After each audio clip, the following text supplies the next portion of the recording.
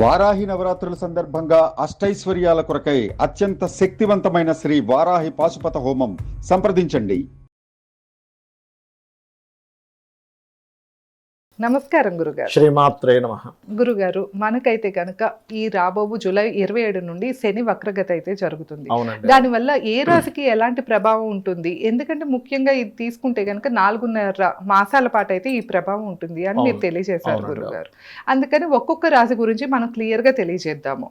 తప్పకుండా. ఫస్ట్ వచ్చేసి మేషరాశి వారికి ఈ శని వక్రగతి వల్ల ఎలా ఉండబోతుంది రాబో 4.5 మాసాల పాటు చెప్తారా? తప్పకుండా అండి. అయితే ఈ యొక్క విషయాలు చెప్తుంది నేనైనప్పటికీ చెప్పిస్తుంది సాక్షాత్ లలిత అమ్మవారిగా భావిస్తూ ఆ లలితాంబిక అమ్మవారి యొక్క అనుగ్రహం మేషరాశి వారికి అద్భుతంగా ఉండాలని మనస్ఫూర్తి కోరుకుంటూ, ఈ శని ఎప్పుడైతే 12వ భావంలో వక్రించి ఉంటున్నాడో ఒక గుడ్ న్యూస్ ఏంటంటే వీళ్ళకి ఏలినాడు శని ప్రభావం తగ్గుతుంది.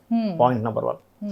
12లో ఉన్నాడుగా, ఏలినాడు శని స్టార్ట్ అయింది ఆల్రెడీ వీరికి ఒక దాదాపుగా 20 నెలల నుంచి స్టార్ట్ అయింది. ఈ 20 నెలల నుంచి స్టార్ట్ అయినటువంటిది ఇక్కడ నుంచి తగ్గుతుంది అని చెప్పుకోవచ్చు. ఒకటి పాయింట్ నెంబర్ 1. రెండవది ఏంటంటే కొన్ని అగ్రిమెంట్స్ ముందుకు కదులుతాయి, రుణాలు లభిస్తాయి దీనివల్ల. దశమంలోనే ఉంటాడు 20 డిగ్రీల్లో ఉండేసని వక్రించినందుకు కొంచెం లాభస్థానం వైపు, మన 12లో ఉండేది లాభస్థానం వైపు వెళ్తాడు. దశమాధిపతి 12లో ఉండి లాభస్థానం వైపు వెళ్తున్నాడు. దీనివల్ల ఏంటంటే కొంచెం వ్యాపారం వైపు వెళ్ళడము, కొంచెం ఖర్చులు తగ్గడము, గతంలో వేసిన ఇన్వెస్ట్మెంట్స్ చూడండి. కొంతమంది గతంలో ఇది ఇన్వెస్ట్మెంట్ చేసాం, అయ్యో డెడ్ ఇన్వెస్ట్మెంట్ అయిపోయింది, అయ్యో ఏంటి పరిస్థితి అనుకుంటుంటారు కదా, వారికి ఇది ఖచ్చితంగా మంచి ఫలితాలు ఇస్తుంది. అయితే ఇక్కడ మనం శనికి మిత్రుడైన శుక్రుడి యొక్క కదలికలు మనకి ఈ జూలై మాసంలోని ఆగస్టు మాసాల్లోని కొంచెం శుక్రుడి యొక్క కదలికలు డిఫరెంట్గా ఉన్నాయి. కదలికలు మేషం నుంచి శుక్రుడు ధన సప్తమాధిపతి, ఆయన ప్రస్తుతం ఇప్పుడు చూసుకుంటే కేతుతో ఉన్నాడు పంచమ స్థానంలో.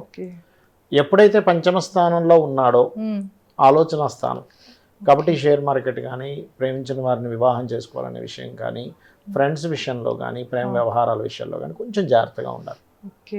ఎందుకంటే శని ఎప్పుడైతే 12 నుంచి వక్రించి వెనక్కి వెళ్తున్నాడు, ఎంజాయ్ వైపు వెళ్తూ ఉంటుంది ఆలోచన అంతా. సో ఈ వక్రించిన గ్రహం ఎప్పుడైతే శని మనకి 12వ స్థానంలో ఉన్నాడో 6లోకి మళ్ళీ వెళ్తాడు ఆగస్టు 2 నుంచి శుక్రుడు. ఎప్పుడైతే 6వ భావంలోకి వెళ్తాడో అది 6th హౌస్ అవుతుంది. కొంతమంది చూడండి, మనం గతంలో కూడా మీకు గుర్తు ఉంటుంది, శుక్రుడు 4-5 నెలల క్రితం చెప్పినప్పుడు నేను మాట అన్నా, ఏమంటే శుక్రుడు మళ్ళీ సింహరాశిలోకి ఎంటర్ అయినప్పుడు స్త్రీల మీద అగాయిత్యాలు పెరుగుతారు. మన వీడియో చేసాం. అదేంటంటే ఇప్పుడు మనం చూడండి, ఒక దగ్గర 13 ఏళ్ళ అమ్మాయి మీద 30 మంది దాకా ఇబ్బంది పెట్టారు. అందుకని ఈ శుక్రుడు ఎప్పుడైతే 6వ స్థానంలో ఉంటాడో మేషం వారు స్త్రీల విషయంలో, స్త్రీలతో వచ్చే గొడవల విషయంలో జాగ్రత్తగా ఉండాలి.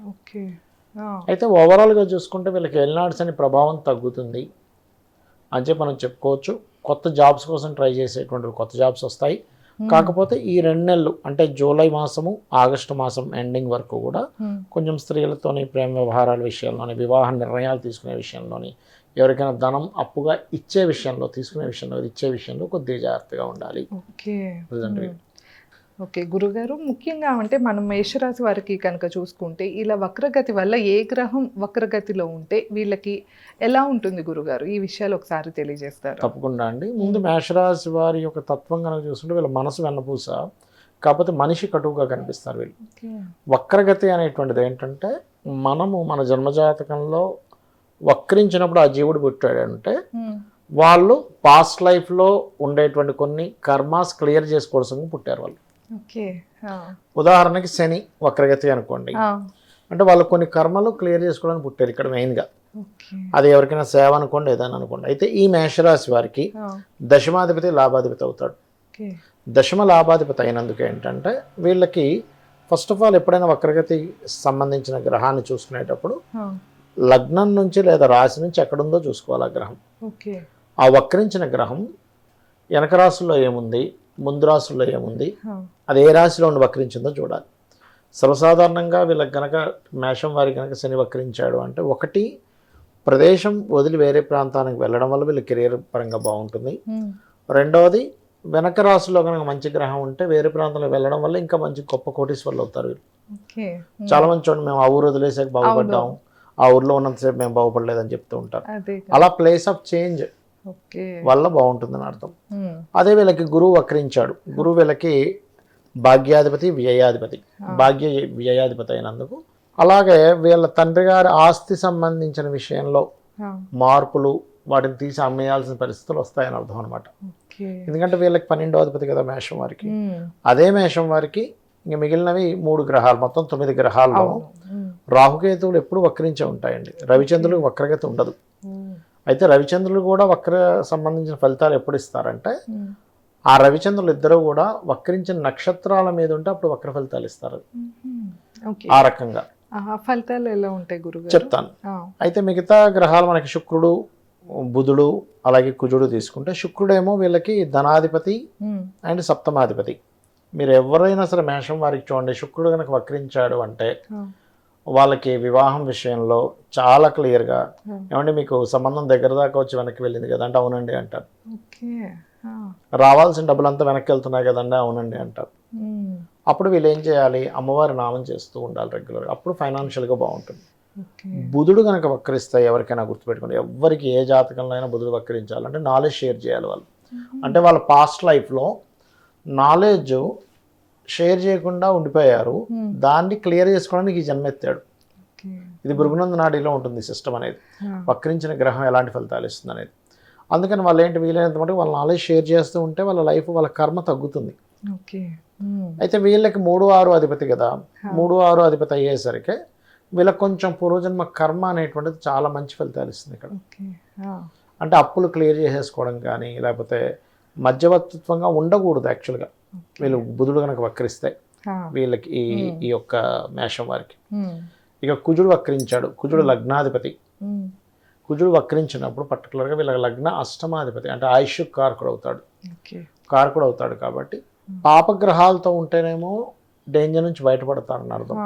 పాపగ్రహాల వైపు వక్రించింది, కుజుడు వెళ్ళి రాహుని కలుస్తున్నాడు, లేకపోతే ఇంకేదైనా పాపగ్రహంతో కనెక్ట్ అవుతుంది అన్నప్పుడు వీళ్ళకి బాగా విపరీతమైన బాడీ పెయిన్స్ ఉండడం కానీ, లేకపోతే ఆపరేషన్స్ అవ్వడం కానీ, యాక్సిడెంట్స్ అవ్వడం కానీ జరుగుతూ ఉంటుంది. వీళ్ళు యాక్చువల్గా ఇలా ఉన్నప్పుడు ఎప్పుడైనా కుజుడు వక్రించాడు లేదా కుజుడు దోషం ఏర్పడినప్పుడు రక్తదానం చేయాలి. బ్లడ్ డొనేషన్ చేస్తే వీళ్ళకి రక్త దర్శనం జరగాలిగా, ఆ రూపంలో దర్శనం జరిగి ఇంకొకరికి సేవ అవ్వడం వల్ల, మీ వల్ల ఇంకొక ప్రాణం కాపాడడం వల్ల మీకు ఆ దోషం పోతుంది. వీళ్ళకి అధిపతి ఎవరు గురుగారు? మేషరాశి కుజుడు అండి అధిపతి. అందుకే కొంచెం ఫోర్స్ఫుల్గా ఉంటారు వీళ్ళు. ఫోర్స్ఫుల్గా ఉండడం అందుకే మీరు చూడండి, ఎనీ మేషరాశి వారికి కొంచెం కుజుడు పాడైనా వాళ్ళ లైఫ్లో ఖచ్చితంగా ఏదో ఒక సర్జరీ అవ్వడం, ఆపరేషన్ అవ్వడం జరుగుతూ ఉంటుంది. వీళ్ళు ఏ దైవారాధన చేసుకోవాలంటారు? వీళ్ళు ఎక్కువగా ఇప్పుడుండే గోచారంలో కేతు గ్రహానికి సంబంధించిన చేసుకోవడము, గణపతి ఆరాధన చేసుకోవడం చేయాలి. లైఫ్ లాంగ్ అయితే మీరు చేయవలసింది సూర్య నమస్కారాలు చేసుకోవడము, సూర్యుడిని ఆరాధించడము. ఒక్క సూర్యుడిని ఆరాధిస్తే సకల దేవతలను ఆరాధించిన ఫలితం వస్తుంది అని చెప్తారు శాస్త్రంలో. అదేవిధంగా వీళ్ళు ఎక్కువగా దత్తక్షేత్రాలకు వెళ్ళడం చేస్తూ ఉండాలి. వీళ్ళ లైఫ్లో turning point, financial turning point అనేది శుక్రుడు బాగుండడం వల్ల వస్తుంది. వివాహం తర్వాత వస్తుంది వీళ్ళకి. నేమ్ అండ్ ఫేమ్ రావడం మాత్రం సంతానం కలిగిన తర్వాత వస్తూ ఉంటుంది వీరికి. తప్పకుండా గురుగారు. సో విన్నారు కదా, శని వక్రగతి వల్ల రాబో కాలంలో మేషరాశి వారికి ఎలా ఉంటుందో తెలుసుకున్నాము. ఇంకా మీరు ఎలాంటి సమస్యతో ఇబ్బంది పడుతున్న గురుగారిని నేరుగా సంప్రదించాలి అంటే స్క్రీన్ పైన స్క్రోల్ అయ్యే నెంబర్కి కాంటాక్ట్ అవ్వచ్చు. ధన్యవాదాలు. నమస్కారం గురు. శ్రీమాత్రే నమః.